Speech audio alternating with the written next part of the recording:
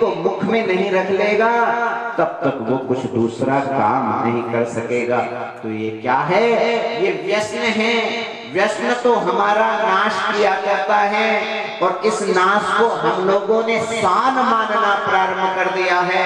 जिन जिन लोगों ने नशे को सान माना है उनका उद्धार नहीं हो पाया है। इसलिए नशा को शान मत समझो, नशा को व्यसन समझो, नशा को त्यागना ही त्यागना चाहिए। नशा हो तो किसका हो? बोले परम पिता परमेश्वर का नशा यदि लग जाएगा तो आपकी शान बढ़ जाएगी। ये शान आपको इस लोक से उस लोक तक लेकर के चली जाएगी। परंतु खाने और पीने का जो दुर्व्यसन वस्तु है उन वस्तु को अपने जीवन में उतारने का संसेवन का नशा आपको धरातल नहीं पाताल लोक में चला जाएगा। पाताल लोक से उठो। आपने जन्म जन्मांतर की साधना करके इस मनुष्य तन को प्राप्त किया है, इस मानव तन को प्राप्त किया है। मानव तन को प्राप्त करके भी यदि नशा करोगे, अरे नशा करने के लिए पशु बन जाते, पक्षी बन जाते।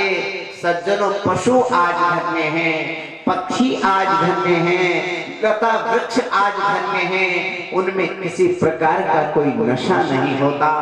केवल नशा मात्र 84 लाख योनियों में यदि किसी के अंदर दिखलाई पड़ता है तो वो इस मनुष्य के अंदर दिखलाई पड़ता है। तो इससे तो अच्छा हम मनुष्य न बनते, पशु बन जाते, हम पक्षी बन जाते, हम लता गुल्म बन जाते, हम पत्थर बन जाते, हम कंकर बन जाते, तो हमारा जीवन धन्यता।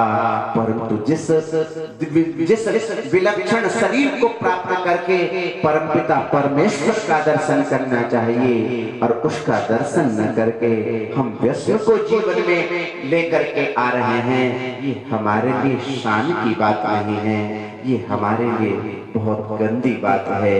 इसलिए हमको नशा नहीं करना चाहिए। बोलो आनंद कंद श्री कृष्ण चंद्र भगवान की जय हो। अद्भुत भाव भरे एक विलक्षण गीत को सकल गोप राशि ने मिलकर के यमुना की पावन तट पर गाया। अद्भुत भाव है, अद्भुत गीत है। जयति तेऽधिकम् जन्मना व्रजः श्रयत इन्दिरा शाश्वतत्र हि दयितदृश्यता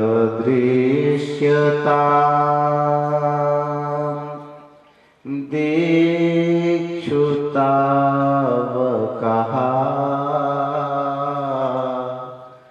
द्वैत्रितासवः त्वां विचिन्वते जयति तेऽधिकम्। गोपियां अद्भुत भावों को इसमें भर रहे हैं और अद्भुत भावों को भर कर के गुणगान कर रही हैं। प्रभु क्या बताया, जब से आपने इस ब्रज में अपना अवतार धारण किया है प्रभु, इस ब्रज का स्वाद ही अलग हो चुका है। इस ब्रज का महत्व इतना अत्यधिक हो चुका है, इतना अत्यधिक हो चुका है कि वैकुंठ लोक का दर्शन करने के लिए कोई जाना नहीं चाहता। लोगों ने प्रश्न किया कि क्यों? बोले वैकुंठ लोक में जाकर के हम क्या करेंगे? वैकुंठ के अधिपति स्वयं श्रीमन्नारायण भगवान यहाँ इस धरातल में नित्य निवास कर रहे हैं और जहाँ भगवान निवास करते हैं वहां पर उनकी परम प्रेयसी, परम श्रेयसी महालक्ष्मी मैया अपने पूरे परिवारों को साथ में लेकर के उपस्थित हो जाया करती हैं। और आप जानते हो जहां लक्ष्मी निवास करती है वहां पर गंदगी निवास नहीं करती। वहां पर अपने आप वैकुंठ बन जाया करता है।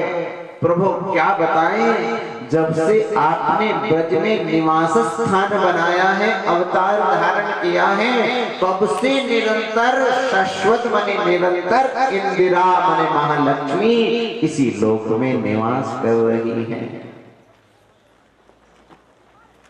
प्रभु किसी प्रकार से त्वयि धृता सवस्त्वां विचिन्वते, हम अपने आंसू मने प्राणों को किसी प्रकार से धारण करके आपको केवल ढूंढ रही हैं। अब ध्यान रखना, बहुत हो गई, बिना आपके अब हम रहने वाली नहीं हैं। आपको मालूम नहीं है हम आपकी कैसी दासियां हैं।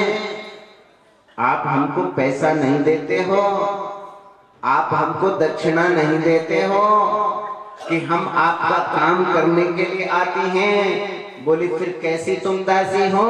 बोले अशुल्क दासिका, हम बेमोल की दासियां हैं।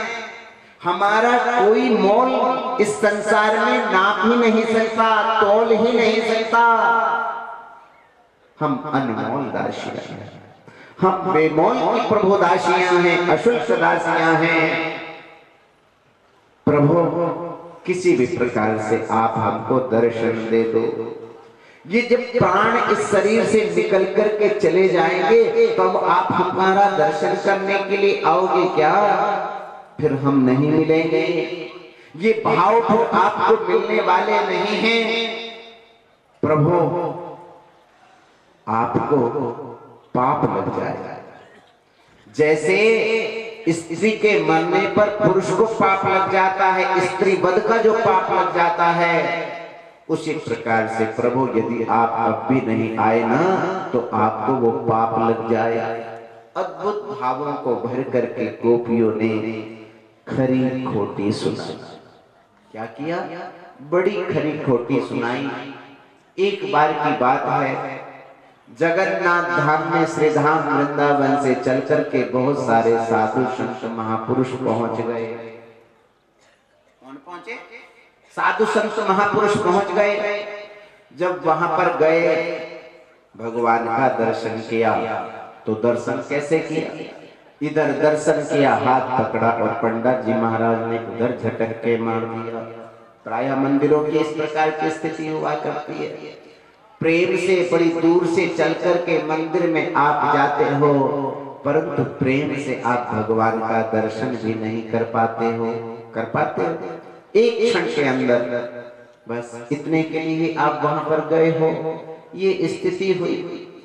अब बाहर निकल करके आ गए, साधु संत बैठ गए, गाली देने लग गए भगवान जगन्नाथ को। क्या करने लग गए? जगन्नाथ भगवान को गाली देने लग गए।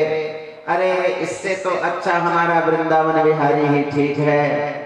कम से कम निकलने के बाद में एक लड्डू का प्रसाद तो मिल ही जाया करता है। क्या मिलता है? एक लड्डू का प्रसाद तो मिल ही जाया करता है। परंतु जगन्नाथ भगवान के यहाँ पर फ्री में कुछ नहीं मिलता। वहां तो क्या चाहिए? बोले दक्षिणा चाहिए। दक्षिणा दोगे तो कमाल होगा। जितनी बड़ी दक्षिणा होगी उतना सुंदर दर्शन और उतना सुंदर प्रसाद होगा। अब वो बेचारे उद्यान के अंदर बैठ गए संत महापुरुष, और संत महापुरुषों ने एक साथ गाली देना प्रारंभ किया। अरे ये बहुत बदमाश है, हम यहाँ न जाने किसकी बातों के चक्कर में आकर के इनका दर्शन करने के लिए आ गए, और आज आ गए मैंने लास्ट आ गए। अब हम इसके बाद में इनका दर्शन करने के लिए नहीं आएंगे। बड़ी खरी खोटी वहां के संतों ने जगन्नाथ भगवान को सुनाई। इतने में देखो जगन्नाथ भगवान ने एक स्वरूप धारण किया। एक पंडा जी को आदेश दिया, छबड़ा भरा, इतने में 56 प्रकार के व्यंजनों का भोग लगा, और उस व्यंजनों के भोग को जगन्नाथ भगवान ने स्वयं पंडित जी महाराज को कहा कि जाओ, अमुक संत वहां पर बैठे हुए हैं और उनके नाम का उच्चारण करना, और नाम का उच्चारण करने के बाद कहना कि ये जगन्नाथ जी ने भेजा है। किसने भेजा है? ये जगन्नाथ जी ने भेजा है। पंडा जी महाराज पूरे के पूरे 56 प्रकार के भोग के छबड़े को लेकर के उद्यान के अंदर आ गए। बहुत सारे संत बैठे हुए थे।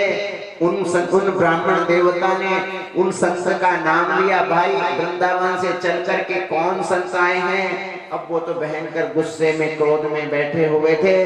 एक बार अनसुनी कर दी, 2 बार अनसुनी कर दी, तीसरी बार में कहा हाँ बोलो क्या बात है, आए तो हम ही हैं। बोले ये ठाकुर जी ने प्रसाद दिया है। जैसे ही प्रसाद को देखा और हाथों में उस प्रसाद को लिया, अब तो संत बेसुध हो गए। संतों के नेत्रों से अश्रुपात होने लग गया और अश्रुपात होते ही संत कहने लग गए, अरे प्रभु आपको भी हमारे वृंदावन बिहारी की तरह खरी खोटी सुनने की बहुत आदत है। जब तक खरी खोटी आप नहीं सुन लेते हो तब तक आप खाने के लिए भी कुछ नहीं देते हो। सज्जनों, वहां के विरक्तों ने, वहां के संतों ने अद्भुत भावों को स्थापित किया और उन अद्भुत भावों का ये फल हुआ कि स्वयं पीछे पीछे जगन्नाथ भगवान आकर के उनको दर्शन दे रहे हैं। धन्य है ये पावन धरा, धन्य है जगन्नाथ भगवान, इस प्रकार के सद्भाव रखने वाले। यदि प्राण परमेश्वर, यदि श्याम सुंदर भगवान प्रेम की बातों में नहीं आता है तो वही गोपियां आज उनको खरी खोटी सुनाया करती हैं। वो कह रहे हैं यदि आज भी आपने दर्शन नहीं दिया तो आपको स्त्री वध का पाप लग जाए, आपको गो हत्या का पाप लग जाए। इसलिए प्रभु अब आने में विलंब मत करो, तत्क्षण अब आप हमारे बीच में उपस्थित हो जाओ।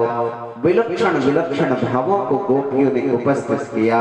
कहने लग गई, नखलु गोपिका नंदनो भवान अखिल देहिनां अंतरात्मदृ विघ्न सारथितो विश्वगुप्तये सख उदेवान सात्वतां कुले। हे प्रभु, आप क्या हैं? आप केवल यशोदा नंदन नहीं है, गोपिका नंदन ना। आप क्या सोच रहे हो कि आप यशोदा के दुलारे लाडले प्यारे बालक हो? आपको ये मालूम नहीं है कि अखिल देहिनां अंतरात्मद्रे, पूरे के पूरे विश्व के आप क्या हो? बोले संरक्षक हो। पूरी पूरी सृष्टि के आप संरक्षक हो, संवर्धक हो और इनकी अंतरात्मा के आप साक्षी हो। इसलिए आपको मालूम नहीं है? बोले क्या? बोले विघ्न सारथितो विश्वगुप्तये, आप यहाँ पर क्यों आए हो? बोले विश्व की रक्षा करने के लिए। आपने यदुकुल में केवल जन्म धारण किया। क्या किया है? आप यदुकुल में विश्व की रक्षा करने के लिए आपने जन्म धारण किया है। अब एक बात बताओ, क्या हम विश्व से बाहर हैं क्या? जब विश्व गुप्त माने विश्व की रक्षा करने के लिए आप चल के आए हो तो आप हमारा रक्षण कर रहे हो कि हमको मार रहे हो? हमारा रक्षण कहाँ कर रहे हो? देखो हम तड़पती चली जा रही हैं, अब प्राण निकलने ही वाली हैं और अब भी आप यदि नहीं आओगे ना तो बहुत बड़ा पाप आपको लग जाएगा। दूसरा अर्थ यहाँ पर बड़े बड़े विद्वानों ने स्पष्ट किया। ऐसा लगता है तुमको जो गोपिका का नंदन माँ यशोदा का लाला लोग कहा करते हैं, आप यशोदा के लाला भी नहीं हो। बोले क्यों? बोले यदि तुम यशोदा के बालक होते तो तुम तो यशोदा का बालक क्या करता है? बोले उसका हृदय कैसा होता है? बोले नवनीत समाना। उस बालक का हृदय कैसा है? उस श्याम सुंदर का हृदय कैसा है? बोले उसका तो मक्खन के सदृश, नवनीत के सदृश उसका हृदय है। परंतु तुम्हारा कैसा हो गया? यदि नवनीत के जैसा हृदय होता तो आप यहाँ पर दिखलाई पड़ते, परंतु वो नवनीत भी न जाने क्या बोले पाषाण बन चुका है, पत्थर बन चुका है। तुम्हारा हृदय नवनीत का नहीं है, अपितु किसका है? बोले पत्थर का हृदय है। यदि तुम यशोदा के बालक होते तो निश्चित रूप से आप साक्षी बन गए होते, इसलिए आप यशोदा के बालक नहीं हो। यशोदा तो दया की मूर्ति है, दया का भंडार है, और आपके अंदर बिल्कुल भी दया नहीं है, एक क्षण की भी दया आपके अंदर नहीं है। आपको हमारे अंदर किस प्रकार का भावों का, दुखों का संचार हो रहा है, क्या आपको मालूम नहीं है? यदि दया आपके अंदर होती तो क्या आप हमको देख नहीं पाते? हमारे ऊपर करुणा नहीं आ जाती? ऐसा लग रहा है आप तो निर्दयी हो चुके हो। क्या हो चुके हो? आप निर्दयी हो चुके हो। प्रभु अब देर मत करो। और अद्भुत वाणी को गोपियों ने यहाँ पर उपस्थित किया। तव कथामृतम तप्त जीवनम कविभिरीडितम कल्मषापहम् श्रवणमंगलम् श्रीमदाततं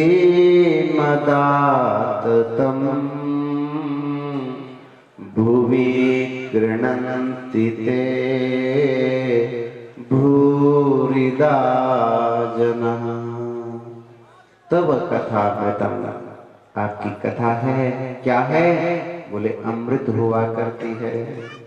हमने सुना है प्रभु आपकी कथा का रसपान जिन जिन लोगों ने किया उनके 3 प्रकार के ताप मिट गए।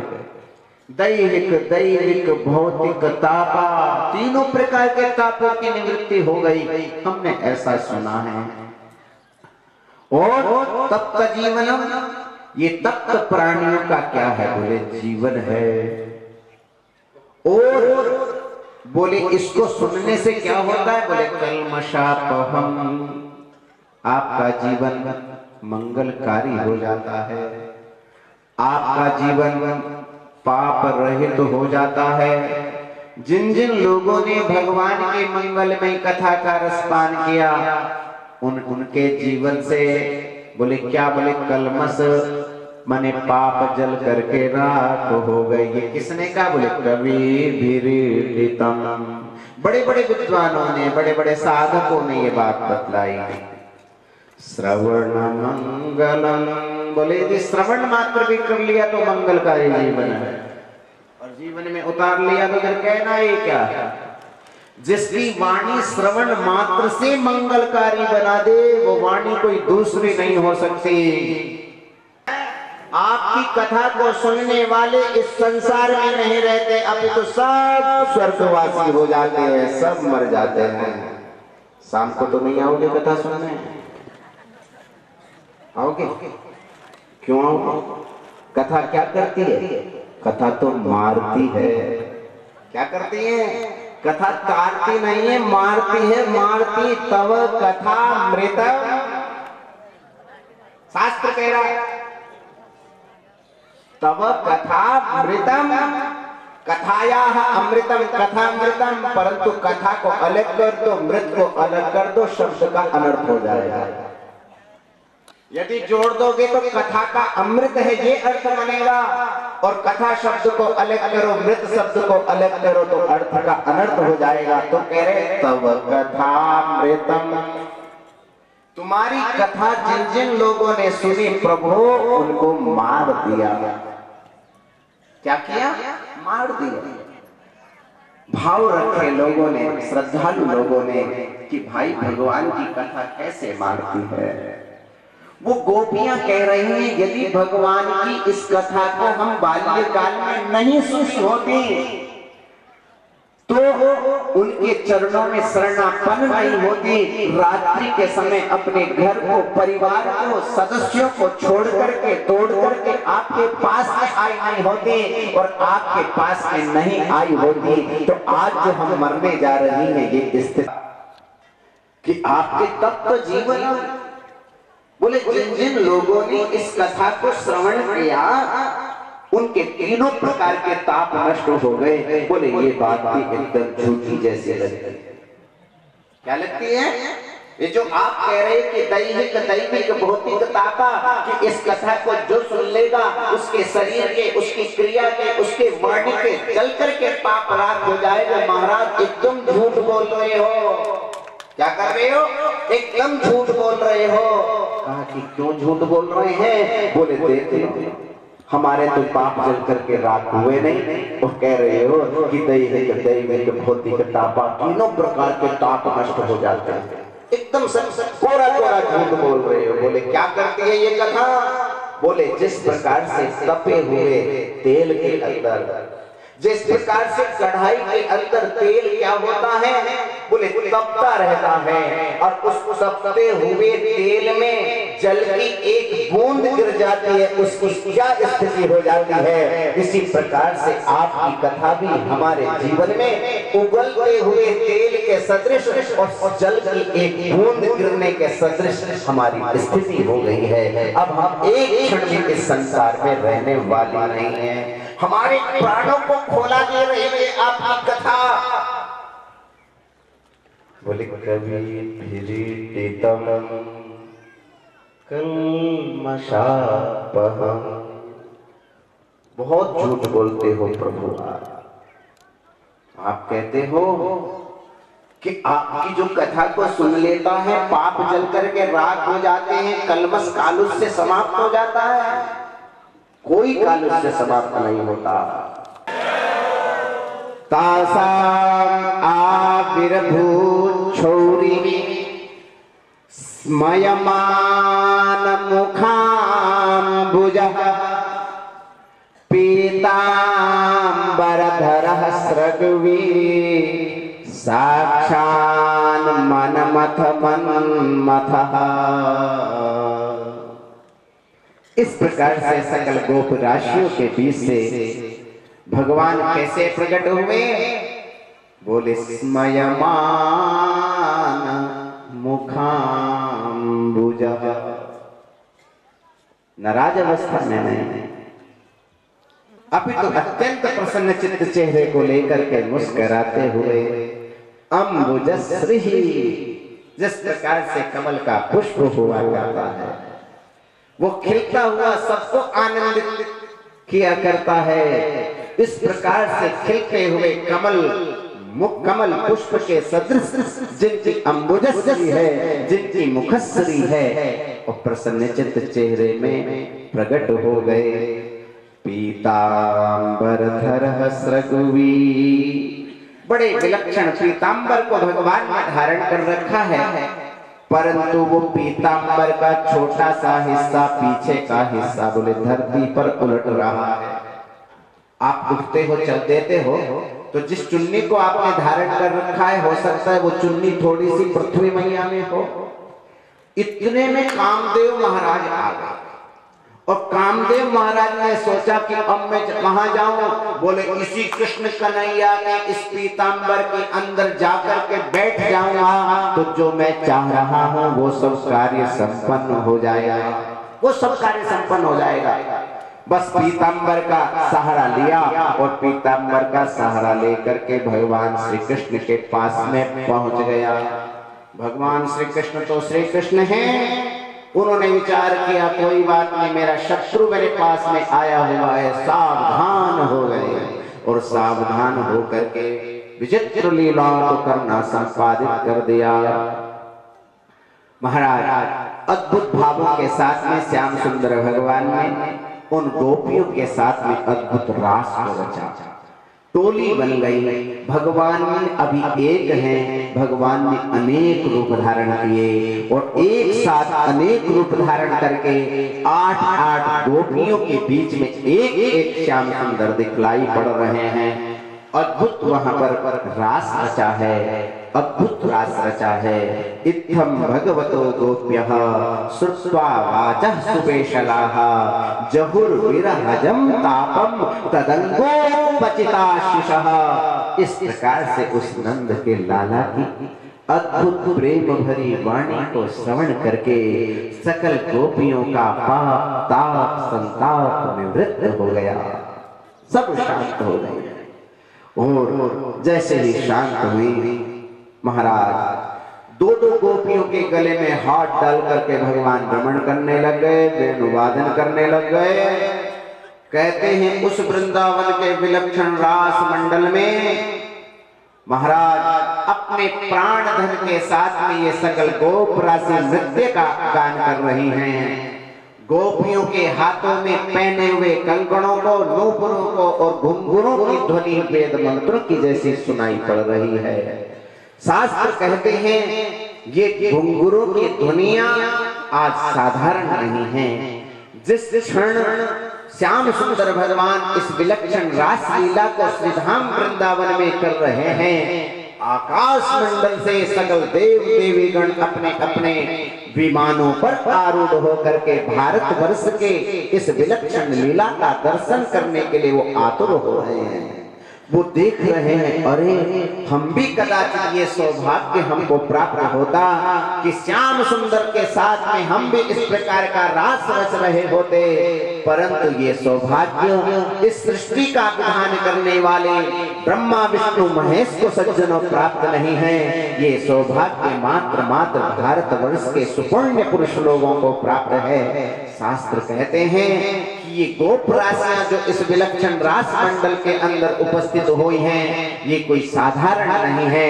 सज्जनों, ये जन्म जन्मांतर युग युगांतर कल्प कल्पांतर की तापसी हैं, जिन्होंने अनेक जन्मों में अनेक प्रकार के पुण्यों का संचय किया है। उस संचय का प्रतिफल यह हुआ है कि आज वो उस ब्रज क्षेत्र में आकर के, गोकुल में आकर के श्याम सुंदर भगवान के विलक्षण रास में सम्मिलित होने का अवसर उनको प्राप्त हो रहा है। किसने कहा नहीं, ये गोपियां कौन हैं? बोले जिस प्रकार से भगवान श्री राम जनकपुरी में पहुंच जाते हैं, वहां की गोपियां इनको देख करके मंत्र मुग्ध हो जाती हैं, वे इनको अपना पति बनाना चाहती हैं। भगवान ने कहा अभी मैं मर्यादा पुरुषोत्तम बन करके आया हूँ, और जब मर्यादित होकर के मैं आता हूँ तो इस प्रकार का कोई कार्य नहीं कर सकता। तो भगवान ने उनके मानसिक संकल्प को समझ लिया। जिन जिन गोपियों ने इस प्रकार की पवित्र भावना वहां पर उपस्थित की थी, उन सकल वे गोपियां आज इस रास मंडल के अंदर सज्जन उपस्थित हो गई हैं। बोलो आनंद कंद श्री कृष्ण चंद्र भगवान के।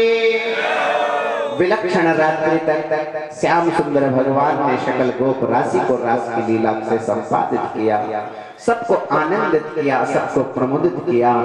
उसके बाद में जैसे ही रास लीला संपन्न हुई, इन गोपियों को घर जाने का भगवान ने आदेश दिया। सकल गोप राशि अपने अपने घर जा रही हैं। आप लोग जैसे कुछ प्रश्न किया करते हैं, प्रभु एक बात बतलाइए, अपने परिवार को छोड़ करके, अपने माता पिता पति बच्चों को त्याग करके हमको किसी साधु के आश्रम में कहीं इस प्रकार के कार्यक्रम में जाना चाहिए कि नहीं जाना चाहिए? सज्जनों, इन गोपियों की एक विशेषता है। दो प्रकार के गोपियों के भाव और दो प्रकार के गोपियों के शरीर हैं। इन्होंने कहा यदि हम अपने पति को छोड़ करके घर पर भी आई हैं, तो जो प्रत्यक्ष शरीर है, जो जिसको लौकिक शरीर कहा जाता है, जिसको स्थूल शरीर कहा जाता है, वो स्थूल शरीर माने दिखलाई पड़ने वाला शरीर वो उनके पतियों के पास में है। किसके पास में? पतियों के पास में है, बच्चों के पास में है, माता पिता के पास में है, चाचा चाची के पास में है। इसीलिए किसी ने गोपियों को खोजा नहीं, वो शांति से गोपियों का आनंद उनके पास में, मेरी बेटी मेरे पास में दिखलाई पड़ रही है, इसलिए गोपियां वहीं पर बनी रही।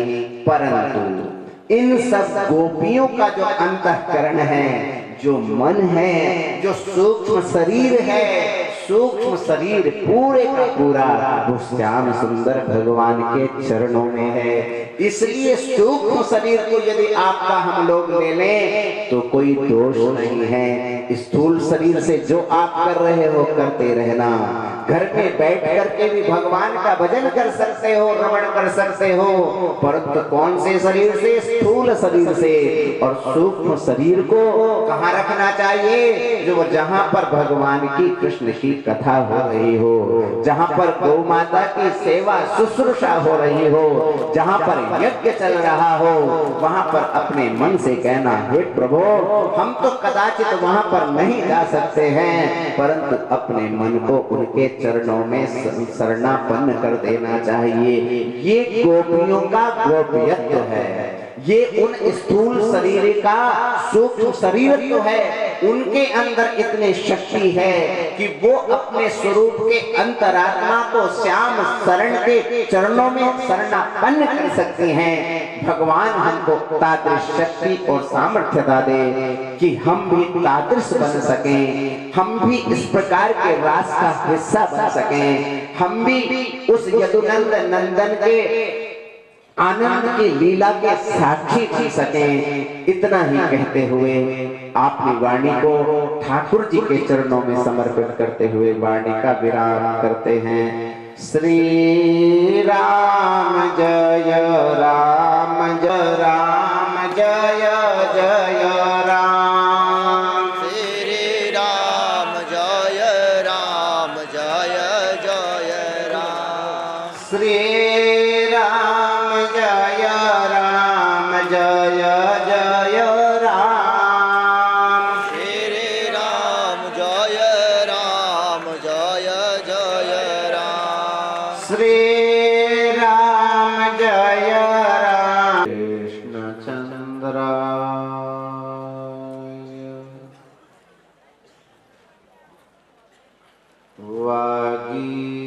वागीशायस्य वदने लक्ष्मीर्यस्य च वक्षसि यस्यास्ते हृदये संवित् तं नृसिंहमहं भजे। गुरुर्ब्रह्मा गुरुर्विष्णुर् गुरुर्देवो महेश्वरः। गुरुः साक्षात् परब्रह्मा तस्मै श्री गुरवे नमः। तस्मै श्री गुरवे नमः। तस्मै श्री गुरवे नमः। आइए सायंकालीन पुनीत सत्र में भगवान की मंगलमयी कथा श्रवण करने से पूर्व अपने हृदय में थोड़ा सा स्थान बना लें, जिससे भगवान की दिव्य मंगलमय लीला उस स्थान पर जाकर के बैठ सके। श्रीमन नारायण नारायण नारायण।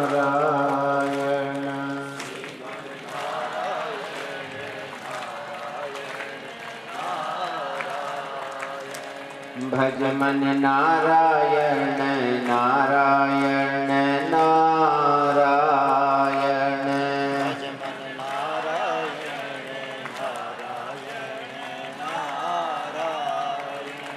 रट मन नारायण नारायण नारायण। रट मन नारायण लक्ष्मी नारायण नारायण नारायण। आज तो सबको नारायण भगवान का स्मरण करना चाहिए। देखो, कल के बाद तो हम भी बोलने वाले नहीं हैं कि आप लोग लक्ष्मी नारायण का स्मरण करो। इसलिए प्रेम से जितने श्रद्धालु महानुभाव यहाँ पर उपस्थित हैं, सभी अपने उद्गारों से एक ही शब्द निकले, क्या बोले? लक्ष्मी नारायण नारायण भज मन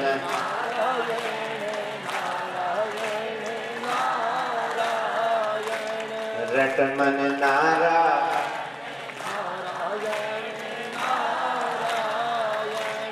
भज लो नारायण सुन लो नारायण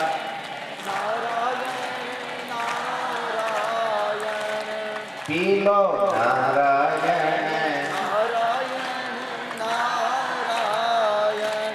देखो नारायण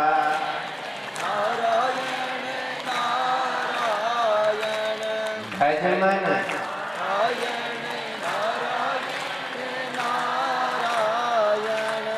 रट मन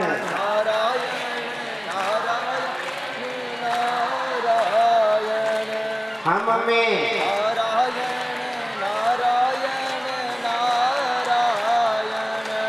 तुम में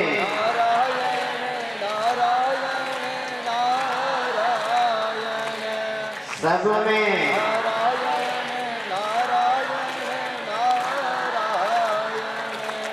श्रीमन नारायण नारायण नारायण श्रीमन नारायण नारायण नारायण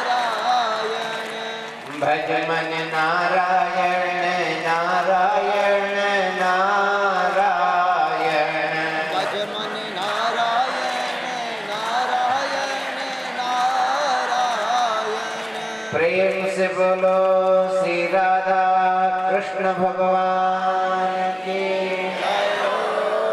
श्रीमद्भागवत महापुराण के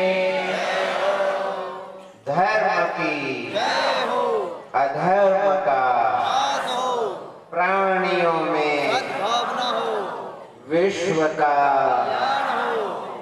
गो हत्या गौ माता की सनातन धर्म की आद्य गुरु शंकराचार्य भगवान की धर्मावतार धर्म सम्राट स्वामी श्री करपात्री जी महाराज की परम पूज्य गुरुदेव यज्ञ सम्राट वीरव्रती श्री प्रबल जी महाराज की आज के आनंद की सभी संत महापुरुष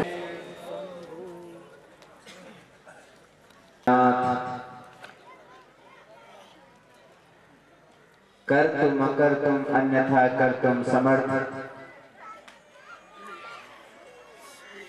श्री ब्रजेंद्र नंदन घनश्याम भगवान श्री कृष्ण का वाङ्मय स्वरूप श्रीमद्भागवत महापुराण भारतवर्ष के विलक्षणतम अत्यंत पुनीत स्थली में विराजमान होकर श्रीमद्भागवत के रसास्वादन करने का परम सौभाग्य प्राप्त हो रहा है। यह हमारे जन्म जन्मांतर कल्प कल्पांतर युग युगांतर के पुण्यों का प्रभाव है कि आप जहां पर 33 करोड़ देवी देवता रमण किया करते हैं, उन्हीं की पावन पुनीत स्थल में बैठ करके उन्हीं भगवान को समझने के लिए जानने के लिए इस विलक्षण सत्संग का हम लोग अवगाहन कर रहे हैं। प्रातः काल के पावन पुनीत सत्र में हमने भगवान श्री कृष्ण के विलक्षण रासलीला का आनंद लिया। किसका आनंद लिया? रासलीला का आनंद लिया। एक रस होता है और दूसरा रास होता है। कभी कभी आप रस का आनंद लेते हो और कभी कभी रास का आनंद लिया जाता है। रस जानते हो क्या होता है? जानती हो ना मैया किस चीज का होता है? बोले संतरे का रस, आम का रस, गाजर का रस, मौसमी का रस, अनेक प्रकार के फलों का रस होता है। तो उस रस को क्या करते हो? खाते हो कि पीते हो? बोले पीते हैं। रस को पीने से होता क्या है? बोले हम रसवान हो जाते हैं। हम रस को पी करके रसी बन जाते हैं। रस को पीने वाले रसी कहलाते हैं। जिनके पास में धन होता है तो उनको लोग धनी कहते हैं, तो जिसके पास में रस होता है उनको लोग रसी कहते हैं। कोई धनी कहता है, कोई रसी कहता है। इसी प्रकार से एक दूसरा रस है। बोले वो कौन सा रस है? बोलो जिसको खाने से पेट भी भर जाता है। जिसको खाने से पेट भर जाता है वो भी एक रस होता है। तो वो रस कैसा होता है? बोले चाय के साथ में सुबह सुबह लंबा लंबा क्या होता है? बिस्कुट कहते हैं छोटा वाला, और वो बड़ा वाला क्या होता है? नाम तो मालूम नहीं है, परंतु हमने सुना है कि उसको भी रस कहा जाता है। तो उस रस का आस्वाद लेने के लिए क्या करना पड़ता है? बोले उस रस को दूध में या चाय में डालना पड़ता है, और दूध में चाय में डाल करके उसका आप रस का आस्वादन करते हो तो आपके दो काम हो जाते हैं। एक तो पेट भर जाता है और दूसरा रस का स्वाद भी आ जाता है। तो एक रस तो सज्जनों यह है कि जो आपके भरण और पोषण को संतुष्ट और संपुष्ट कर रहा है। क्या कर रहा है? जो आपके शरीर का रक्षण कर रहा है और कह रहा है कि वाह आनंद आ गया। एक रस वह है जिसको कुछ लोग खाते नहीं हैं, पीते नहीं हैं, और कंदराओं में बैठ करके लाखों लाखों करोड़ों करोड़ों वर्षों तक त्याग तपस्या करते रहते हैं। कोई लोग वायु का पान करता है, वायु भक्षी कहलाता है। कोई पीपल के फलों को खाने के बाद में पिप्पलाद ऋषि कहलाता है, और कोई अन्न के दानों को खा करके अन्नाद ऋषि कहलाता है। और कोई व्यक्ति कण कणों को जब गेहूं काट करके आप लेकर के घर चले जाते हो, और उस खेत के अंदर जो अन्न के दाने पड़े हुए रह जाते हैं, उन अन्न के दानों को चुग करके जो अपने जीवन का यापन किया करते हैं, वही ऋषि हमारे देश में कणाद कहलाए जाते हैं। कौन से ऋषि? वो कणाद बन करके आते हैं, वो कभी अन्नाद बन करके आते हैं, कभी पिप्पलाद बन करके आते हैं। तो आप जैसे भक्तों ने पूछा प्रभु खाने को तो कुछ मिल नहीं रहा है, फिर आपको अंदर से कैसा रस आ रहा होगा?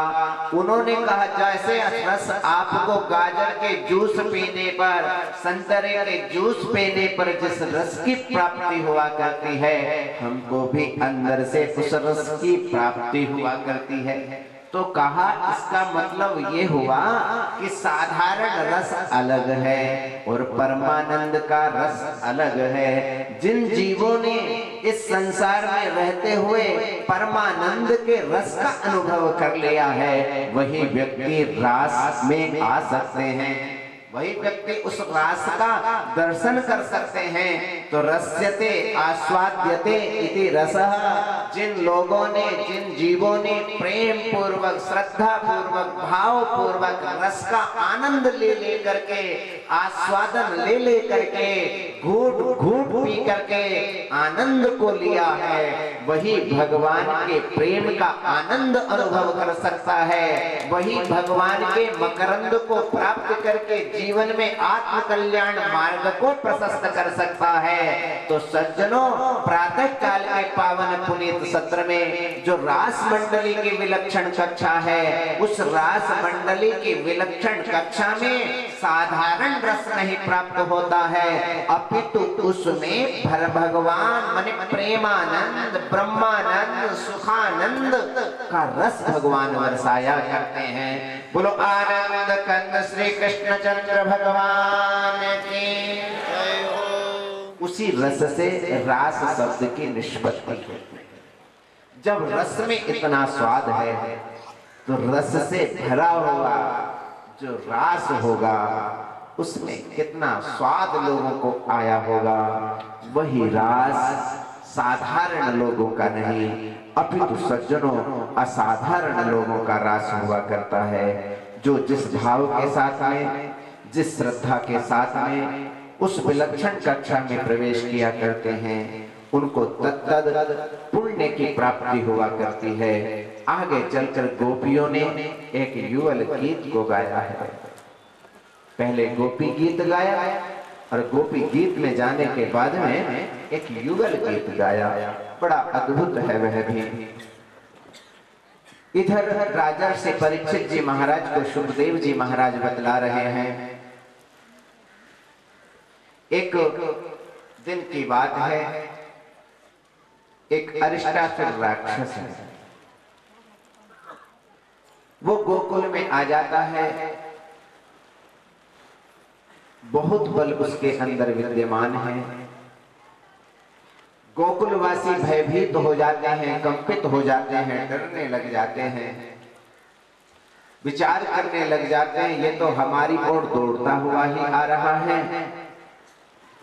भयंकर रभा भी रहा है। बड़े बड़े वीरों ने उस अरिष्टासुर को देखा परंतु किसी की सामर्थ्यता नहीं रही कि उसके सामने कोई उपस्थित हो जाए। किसी की सामर्थ्यता नहीं रही। भगवान को मालूम चल गया, दौड़ करके आए और दौड़ करके आकर के सीधे उसके सींगों को पकड़ा। क्या किया? सींगों को पकड़ा। और उसी प्रकार से श्याम सुंदर भगवान ने भी नारायण नारायण श्रीमन नारायण नारायण नारायण नारायण नारायण नारायण तमापतन्तं सनिगृह्य सिंहयोः पदा समाक्रम्य निपात्य भूतले। श्याम सुंदर भगवान उसके सिंगों को पकड़ करके पृथ्वी पर पटक दे डाला। जैसे पृथ्वी कृष्ण के जाते ही अपना छत्रपत्र साम्राज्य स्थापित हो जाएगा, ये भावना कंस जी महाराज की है। कंस जी महाराज ने अपनी भावना के अनुसार अपने परम प्रिय पार्षद श्री अक्रूर जी महाराज को लेने के लिए गोकुल में प्रेषित कर दिया। अक्रूर जी महाराज बड़े प्रेम के साथ, श्रद्धा और भाव के साथ में सज्जनों भगवान के दिव्य गुण गणों का वर्णन करते हुए प्रस्थान कर दिया। आ रहे हैं और भगवान के प्रति अनेक प्रकार के भाव उनके मन में चल रहे हैं। बोले क्या भाव चल रहे हैं? बोले द्रक्ष्यामि नूनम सुकपोलनासिकम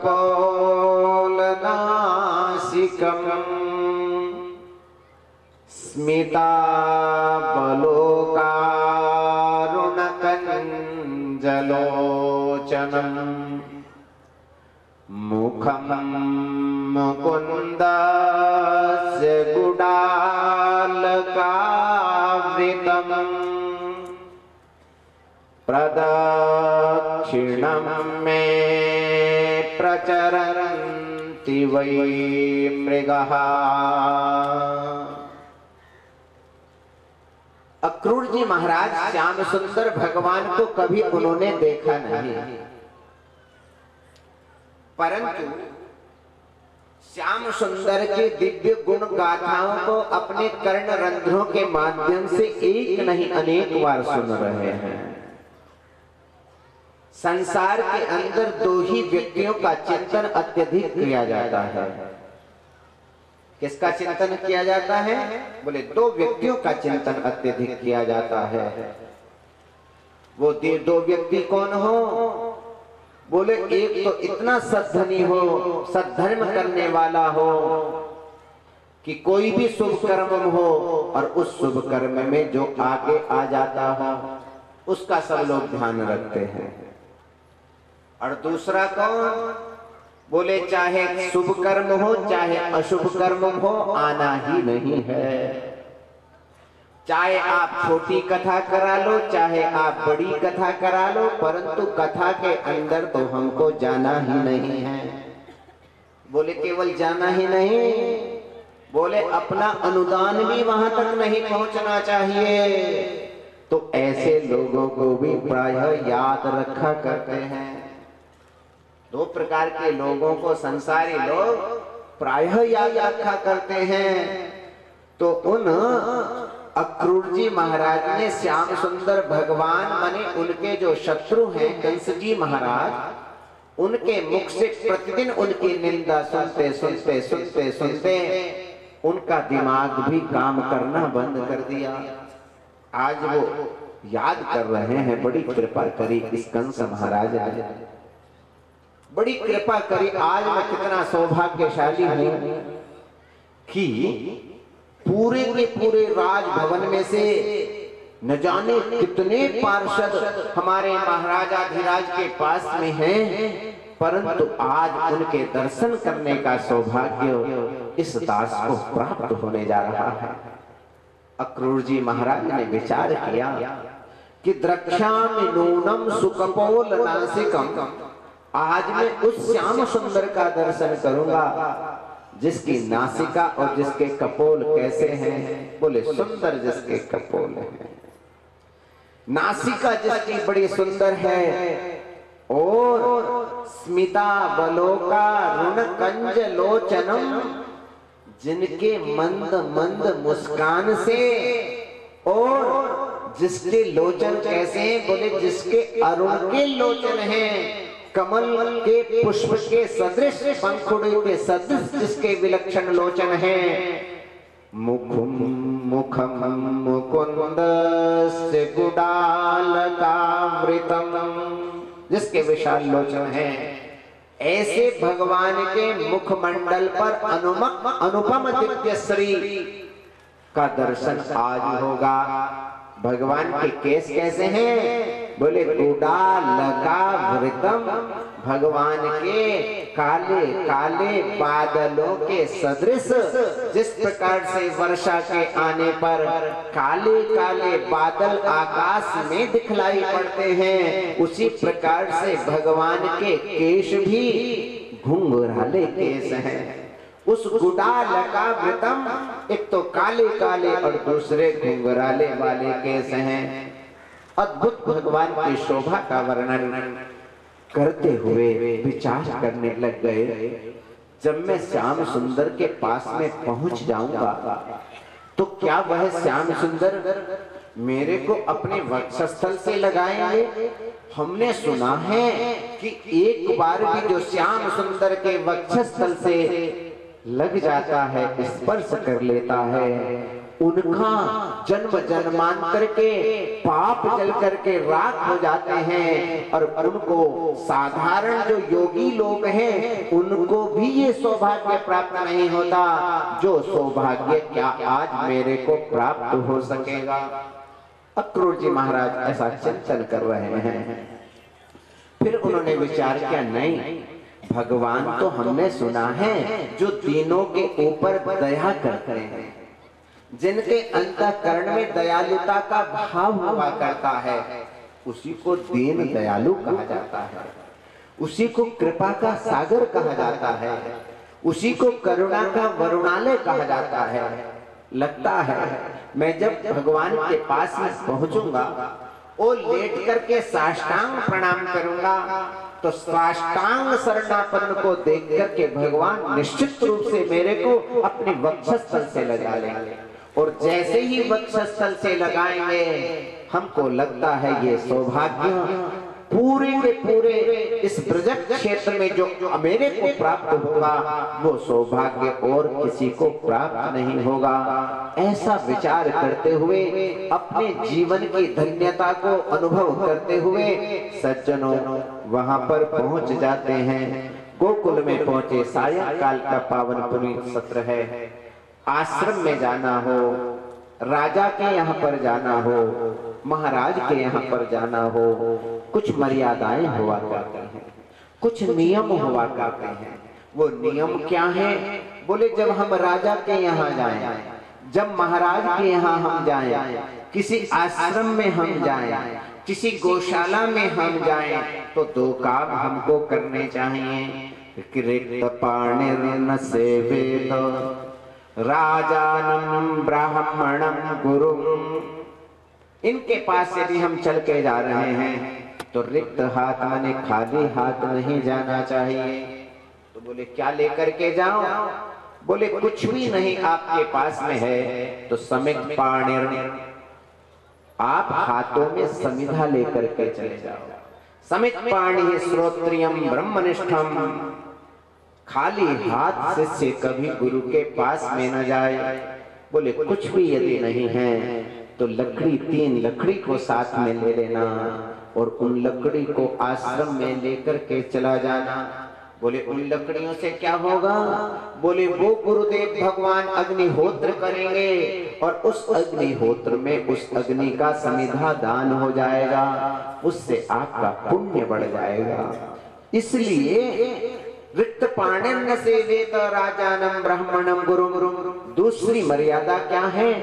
बोले जिन चप्पलों को, जिन जूतों को हम धारण करके जाएं, उनको आश्रम के बाहर उतार देना चाहिए। क्या करना चाहिए? आश्रम के बाहर उतारना चाहिए, न कि आश्रम के अंदर लेकर के आना चाहिए। दूसरी बात बोले केवल ये? बोले हाँ। बोले महाराज जिनसे गाड़ी पे जो बैठ के आते हैं, बोले गाड़ी पर बैठने वाले, रथों पर बैठने वाले, इन सभी लोगों को कहां तक? बोले गेट तक आना चाहिए। यदि हमारे ऊपर धनुष इत्यादि माने अस्त्र और शस्त्र लेकर के हम लोग चला करते हैं तो अस्त्रों को, शस्त्रों को आश्रम के अंदर, मंदिर के अंदर, गुरु के पास में कभी लेकर के नहीं जाना चाहिए। क्या करना चाहिए? बोले सकल अस्त्रों को, शस्त्रों को अपने रथ पर, अपने आसन पर रख देना चाहिए और जूतों चप्पलों को निकाल करके, चमड़े की वस्तु को अलग करके आश्रम में प्रवेश करना चाहिए। और हम लोग क्या करते हैं? विचार कर लो। हम मंदिर के अंदर जाते हैं तो मंदिर की जो सीढ़ी हुआ करती है वहां तक चप्पल लेकर के जाया करते हैं। क्या करते हैं? चप्पल कहां तक? बोले मंदिर यदि यहाँ तक है तो यहाँ तक तो कोई दोष है ही नहीं है। और फिर उन चप्पलों को देखते रहते हैं। इधर तुम्हें वो माता च पिता तुम्हें वो। सज्जनों, हम लोगों को मान मर्यादा का ध्यान रखना चाहिए। रखना चाहिए कि नहीं? आप लोग तो ऐसा नहीं करते हो ना? बाहर निकाल के आते होंगे, कहीं श्री धाम, वृंदावन इत्यादि में जाते होंगे। दूसरी बात, कहीं तीर्थ में जाओ, गंगा यमुना सरस्वती का स्नान करने के लिए जाओ तो कम से कम 100 कदम आपको पैदल चलना चाहिए। लोगों ने प्रश्न किया महाराज क्यों 100 कदम पैदल चलना चाहिए? बोले यदि हम 100 कदम पैदल नहीं चलेंगे तो हमारे पाप जल करके राख नहीं होंगे। कि अन्य क्षेत्रे कृतं पापम तीर्थ क्षेत्रे विनश्यति, और तीर्थ क्षेत्रे कृतं पापम वज्रलेपो भविष्यति। आप यहाँ से तीर्थ में स्नान करने के लिए जा रहे हो, यदि उस तीर्थ की रज का स्पर्श आपके पावन पदों को नहीं होगा तो वहां की पावन रज आपका कल्याण नहीं कर सकेगी। इसलिए शास्त्र कहते हैं कि कम से कम 100 कदम हम यदि पद चलेंगे, नंगे चलेंगे, मोजा भी नहीं, नंगे पद यात्रा करेंगे, तो वहां की जो रज है, वहां की जो धूल है, वो धूल नहीं है, अपितु वो धूल बड़े बड़े योगी लोग उस धूल को अपने भल्लाट पर लगा करके सुख शांति का अनुभव किया करते हैं। क्या क्या करते हैं? सुख शांति का अनुभव किया करते हैं। तो उस धूल को अपने शरीर में लौट लो, पलोट लो, क्या कर लो? उस धूल को अपने शरीर में लोट पोट कर डालो, जिससे आपका पूरा का पूरा शरीर क्या